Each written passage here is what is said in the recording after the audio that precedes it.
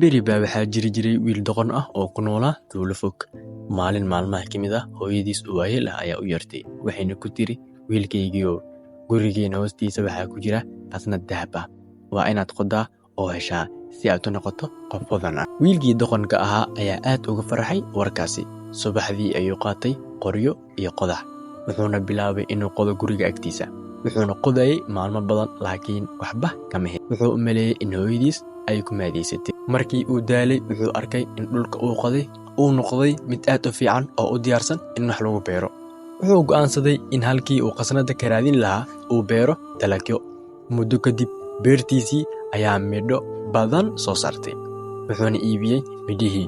Wuxuu yeeshay lacag badan, wuxuuna noqday nin hodan ah oo dadka deegaankiisa wax u taro. Maalin maalmaha ka mid ah ayuu hooyadiis ku yidhi, hooyo, waxaad ii sheegtay in qasnad dhulka hoostiisa ku jirto, laakiin wax dahab ah kama helin. Hooyadiis ayaa qososhay, waxayna ugu jawaabtay, wiilkaygiiow, qasnad aan ka hadlayay waa shaqada adag iyo midhaha ay ku soo saartay. Dahab wax ka fiican ayaa halkaasi ka heshay.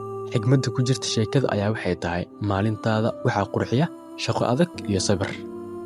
Dadaalkaaga ayaa ah qasnada ugu qiimaha badan ee noloshaada.